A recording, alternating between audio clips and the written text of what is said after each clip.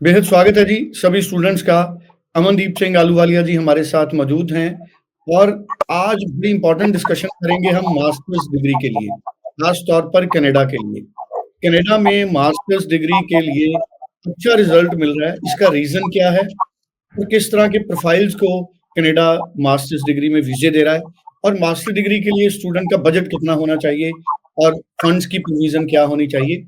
ये तमाम पॉइंट्स पर अमन जी आज हमारे साथ जुड़े हैं। अमन जी बेहद स्वागत है और मैं कहूँगा कि इन तमाम पॉइंट्स पर आप स्टूडेंट्स को आज ब्रीफ करें।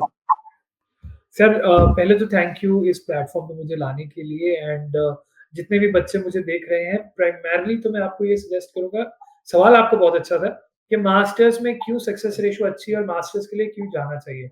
पहली चीज़ हमें ये अंडरस्टैंड करनी है कि जब एक विद्यार्थी मास्टर्स के प्रोग्राम के लिए अप्लाई करता है, तो एक कंट्री का पर्सपेक्टिव क्या होता है कि ये एक मैच्योर कैंडिडेट है।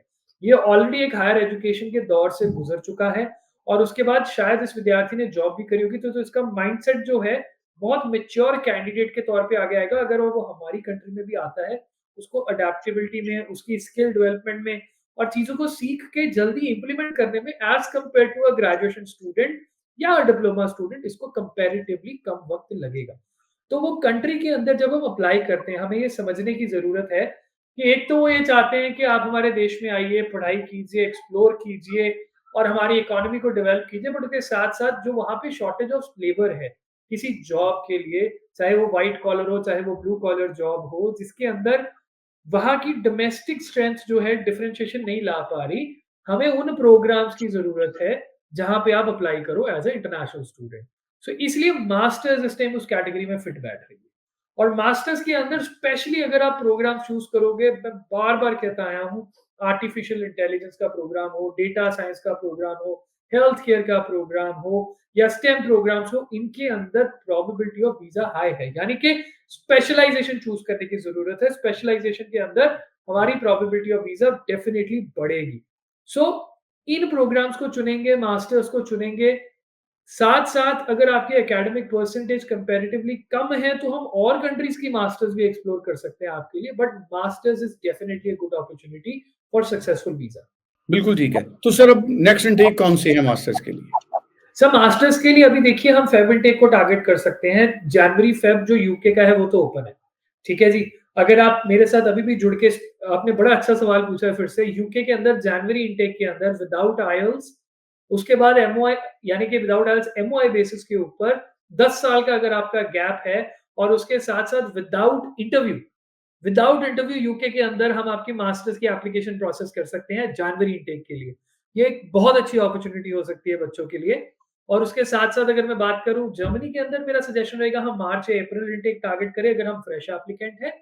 एंड कनाडा के लिए अप्रैल मई इनटेक जो है वो एक प्रोस्पेक्टिव अपॉर्चुनिटी है मास्टर्स के लिए क्योंकि समय कम है फाइल लॉन्च करने के लिए। लेकिन अगर अभी हमने अपना केस प्रोसीड नहीं किया तो डेफिनिटली हमारे हाथ से अप्रैल में भी निकल जाएगा। सो ये इनटेक्स है जो हमें अभी देखनी चाहिए। बिल्कुल जी। और सर फंड्स कैसे मैनेज किए जाते हैं? स्पेशली कनाडा के लिए कितने फंड्स होने चाहिए? कितना जीआईसी के लिए दिखाना पड़ेगा? ये फिर से आपने बहुत अच्छा सवाल पूछा है।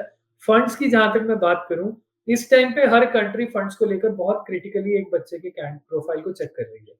फंड्स जीआईसी की ज़रूरत है, उसके बाद हमारी फीस है, ठीक है? उसके बाद हमारे financials in terms of health care या फिर हमारे ट्रैवल के ऊपर होते हैं। सो ये एक बेसिक अमाउंट है अगर मैं देखूँ अगर आप ऑन एन एवरेज एक इंस्टीट्यूशन की फीस लगा लो 20 टू 25,000 जैसे अभी एक इंस्टीट्यूशन है वहाँ पे स्कॉलरशिप के बाद 17,000 फीस आ रही है।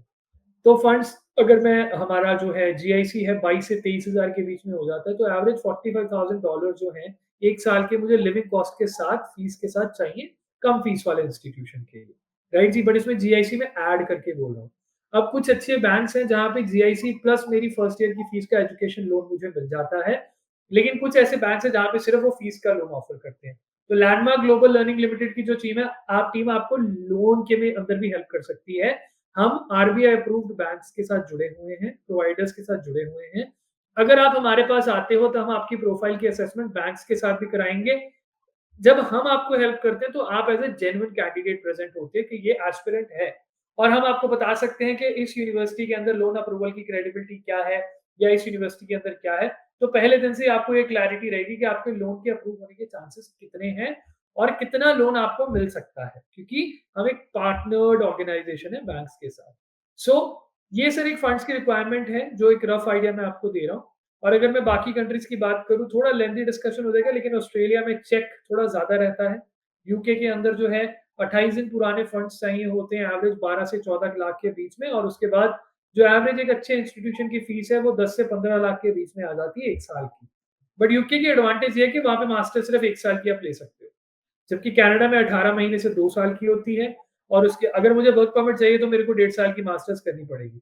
उसके बाद अगर मैं बात करूँ ऑस्ट्रेलिया की, वहाँ पे 2 साल की मास्टर्स होती है। जर्मनी के अंदर 1 से 2 साल की मिल जाती है, depending on my background and work experience. चलिए, थैंक यू सो मच। तो बड़ी इंपॉर्टेंट इन्फॉर्मेशन हमारे साथ शेयर की है अमनदीप जी ने। स्क्रीन पे नंबर है 9041390412। आप इस नंबर पर अमन जी से बात करें, जसमीत जी के लिए अपॉइंटमेंट लें, या आप किसी भी नियर बाय ऑफिस में विजिट करें और पूरी क्लैरिटी हासिल करें, उसके बाद आप अप्लाई करें। Thank you so much. Thank you जी, thank you so much sir.